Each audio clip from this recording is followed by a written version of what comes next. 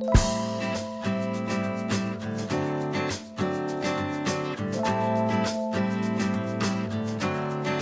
guys, welcome back to my channel. My name is Sheree. If you're new here, thanks for clicking on this video today.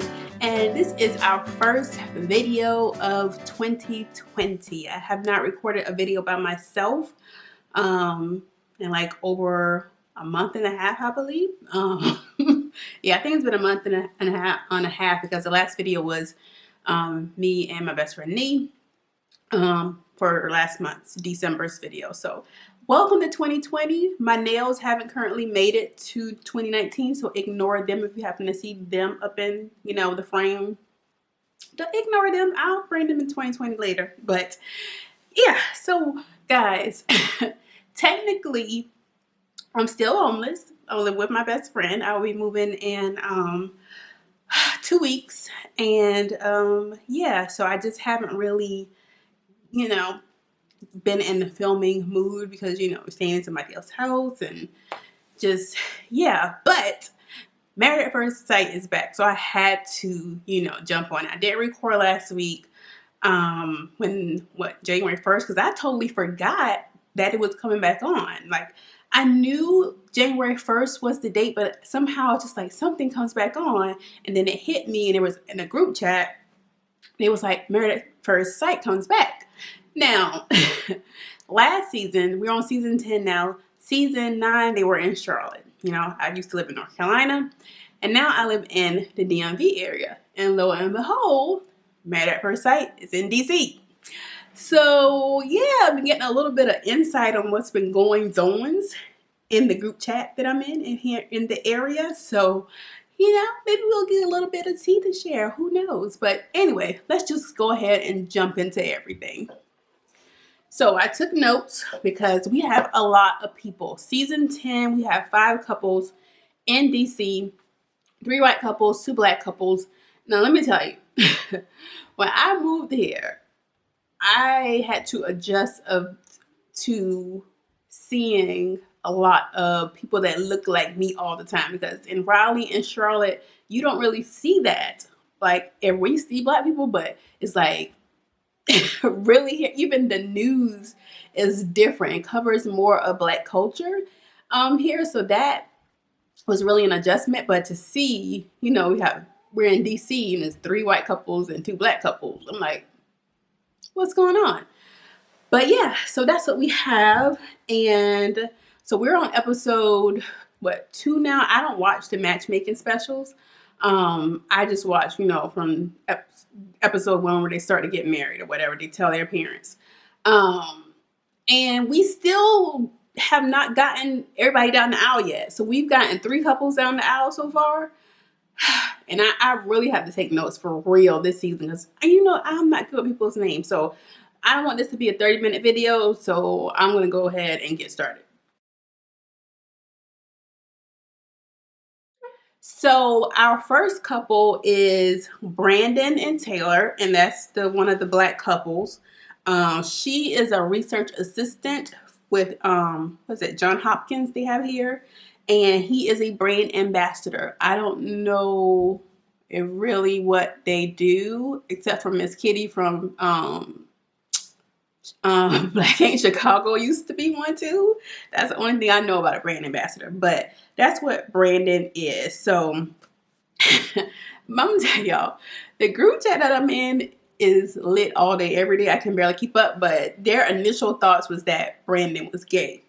And I didn't get gay from Brandon. I really didn't. I got insecure from Brandon. I got, there's something else, like he's hiding something. You can definitely tell that he has been raised by all women. Like, there's something about him that is just like he's not sharing all. And my initial thoughts with just seeing him, what we see on camera, not, we don't know these people in real life, but that he doesn't really have the level of vulnerability that it takes to be in a marriage, in a good marriage.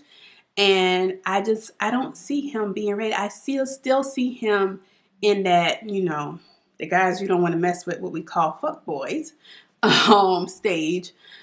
So I don't know. All right, what else do I have for them? Yeah, that's all I have for him, that he's been raised by women. Taylor is very peppy. She's very like, I don't know if I could hang out with Taylor. I could be cool with Taylor, but I feel like she would eventually get on my nerves because I'm very laid back and she's just like, wee, wee, wee, wee, wee. And I'm like, girl, sit down somewhere. But overall, I think she's a nice girl. At the wedding, they were very awkward. She was saying that she didn't really know whether he liked her or not. Again, I think that's that wall of him having something up that you just, but then again, it is an awkward situation because you're just meeting this person. So what else do I have for them? He didn't know how to dance. And right before I sat down to film this, and I had this, I shared this in the group chat, and also my friend Charnel, shout out to Charnel. Y'all say hey to Charnel in the comments because I know she's watching. She just texted me and she was saying that she liked Brandon's grandmother, and I said the exact same thing in the group chat, that I like this grandmother. Like, I like that. I want to be like that when I get older. But what else? She doesn't know if he I said it already, but that's it for Brandon and Taylor. I don't see this working. Like, from the get-go, I don't see this one working. Just because, yeah, but we'll keep watching. Let's move along to our next couple. So our next couple is Austin and Jessica. And I have that Austin is a mama's boy. He's giving me like major serial killer vibes. Like, he'll be all happy in the beginning of the relationship, and then when you make him mad, you might end up changing something in the basement or something. I don't know. That's the vibes that I'm getting from Austin. He's just very dorky looking, like. And when Jessica was describing him, he is the exact opposite of what she was expecting. Because she wanted someone with dark hair and a beard, and he just is barefaced and with blondish hair, and it's just. And she even asked him, like, "You always wear your hair like that?" I was like, oh. If somebody I just met and married asked me if I always wear my hair like this, what am I supposed to think about that? Like, I don't think that's a positive thing if you asking me that about my hair when we just met. But I think that's part of Jessica. And what do I have for her? Her being a control freak. Like, even there was an incident with after they got married. Well, initially I thought that she wasn't going to be attracted to him, and she was just going to just not go down the aisle because he's just not cute. But she actually did go down the aisle. They got married. And then he was pouring the champagne, and she was trying to tell him how to pour it. And it turns out the boy used to be a bartender. So, ma'am, close your mouth and mind your business. I could be talking to myself because I could have control issues too. I think she's the one that has a twin sister as well. I don't see this one working as well. I just, off the bat, I don't think. I'm going to put an X so I can remember what I said. So I said Austin and Jessica, no. And Brandon and Taylor, no. So, let's move on.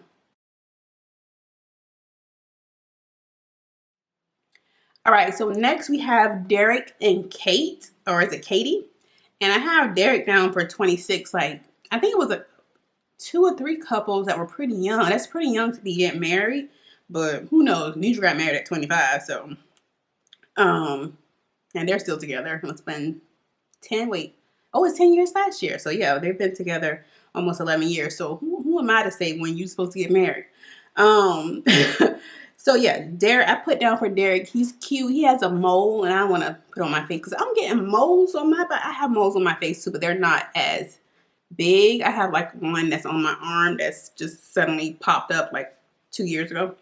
And it's continuing to grow. I'm gonna get it removed because moles, I just kept staring at his mole. But overall, he's a very nice looking guy. He reminds me of Superman when I look at him. So he's a very nice looking guy.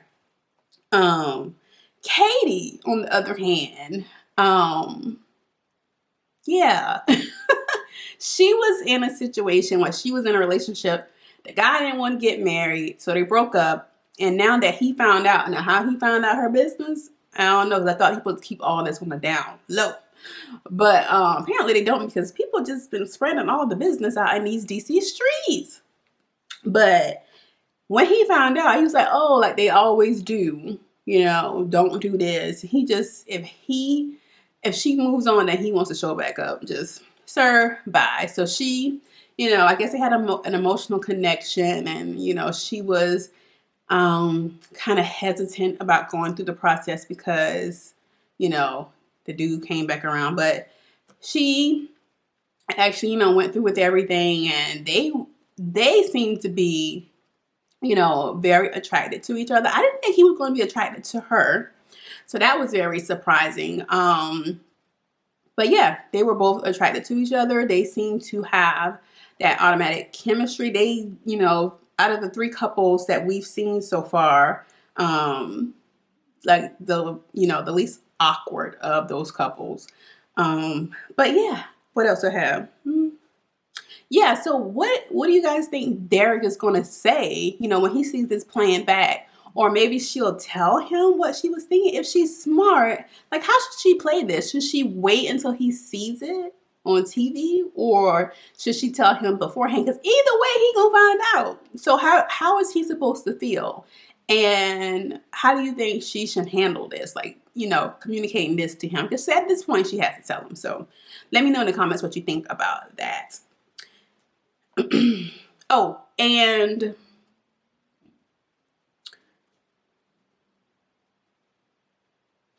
I do think that this couple has a chance to make it to at least to decision day. I think they're going to say yes. So I'm going to put a check next to them.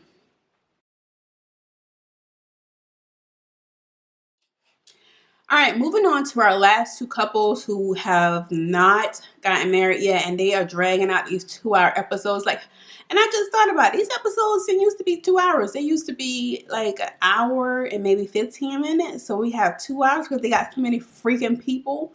Thank God for DVR. Because you just be fast forwarding. And I fast forward through a lot of stuff, like the mushy stuff with the parents, or just, right before I fast forward right until they about to walk down the aisle. So I probably miss a lot of stuff. So I don't be sitting there for 2 hours, because who has 2 hours to just sit there, for this? But yeah, so Mindy and Zach. Zach is a fitness dude. I fast forward through a lot of his stuff. He's a gym rat. He's on his health kick or whatever. Mindy, on the other hand, has been through a lot. She lost her sister. And the day after that, either she found out she was pregnant or she had a miscarriage the day after her sister's funeral. So she's been through a lot. Her parents are not supportive of this process at all. They wouldn't even show up on camera. So I'm like, when the camera crew show up at your house, what do you think is happening? And you got to be mic'd up and stuff. So it doesn't make sense. Like, how does that work? You got to tell them, why is a camera crew at your house? Why am I being mic'd up? And now I got to act surprised when on camera. How does that work? But anyway, yeah, her parents are not supportive of this at all. It is boring. This news fest. I only had like 3 bullets for them. So let's move on.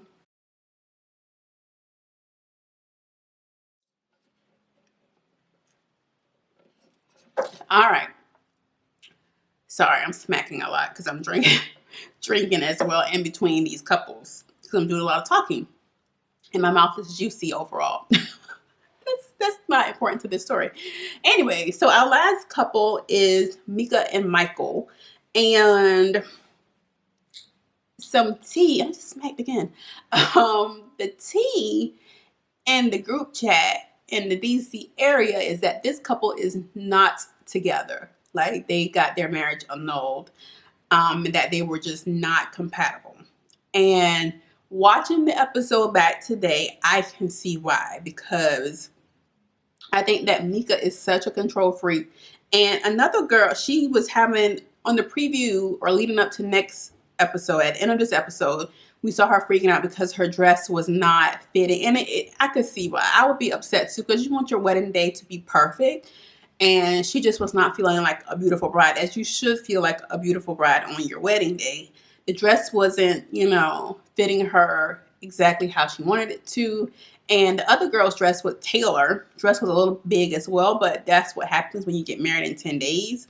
So she was freaking out about that and crying about that. But yeah, she's one of those women with the timeline, and I used to be one of those women. I had a timeline of when I expected everything to happen, and like things don't be happening like you see it. Everything is not going to happen on your timeline. Like it's just not. It's not going to happen the way you thought it was going to happen. Like 2019 taught me that. 2019, I can remember 2006, 2008, and 2019 were, taught me some very huge life lessons, and you just can't control this stuff. But she wants to be like a millionaire or something by the time she's 30. What else? Yeah, she's just a very ambitious young lady with the timeline, and I feel like this is just something she wants to check off of her list. Like, I'm married and I have a man. What's next? I got to do this, in this order by this date. And so, yeah, that's part of the downfall of being, a control freak about everything. But she'll learn. Like her teacher. Life will teach you that. Her mom looks young. She told her mom that she's getting married on her mom's birthday. But her mom looks very, very young. Michael I forgot what happened. I think his mom, I forgot what happened to that man's mom. I think she may have died from ovarian cancer. But he was raised by his aunt, who he calls his sister. His voice reminds me of Dr. G from Married at Medicine, who's Quad's ex-husband. Because he has this very light voice. But he works out 6 days a week. He does yoga. He does something in education. He's the first person to be married in his family. And I think this is where the two of them have something in common, where this is just something that you think you're supposed to be doing because this is what happens next. This is what society tells us happens next. When in actuality, you need to sit and ask yourself, do I really want to be married? Is this really what I want? Or is this what I think I should be doing at this time? And I think for him, he's making a big deal of it because he wants to be the first person in his family to be married. But sir, you also about to be the first person to be divorced. So yeah, it's just, yeah. So that's Michael and Mika. But the word on the DC street is that, like I said, they're not together. And this information was passed down through his alleged, and all this is alleged, okay, because don't be coming from me, sexual partner, his friends with benefit. Somebody knows his friends with benefit. And she is saying that they are annulled. Their marriage has been annulled. So we'll see if that works, if that is true. But I don't see this working. I see her being what he would consider too much for him, because she's such a control freak, and I just think he's not willing to put up with that. So I'm gonna put a big fat X next to them. Oh, I forgot to even say what I said for Mindy and Zach. I don't even know. Like, I don't have enough information because it was such a snooze fest. Now I'm gonna put a question mark for Mindy and Zach. So these are my predictions. But yeah, those are all the couples, guys. Let me know in the comments below what you thought of the first 2 episodes. What are your predictions for who will make it to decision day? We're not going to say overall yet. So right now we're just making our predictions for decision day. So yeah, we're back, guys, with Married at First Sight season 10. It feels so good to be back in front of the camera again. I want to make a video after this for Love After Lockup, but I don't even have notes for that. But I do want to talk about it. So maybe I'll keep recording. So anyway, you guys be blessed, and I will see you guys in the next video. Bye, guys.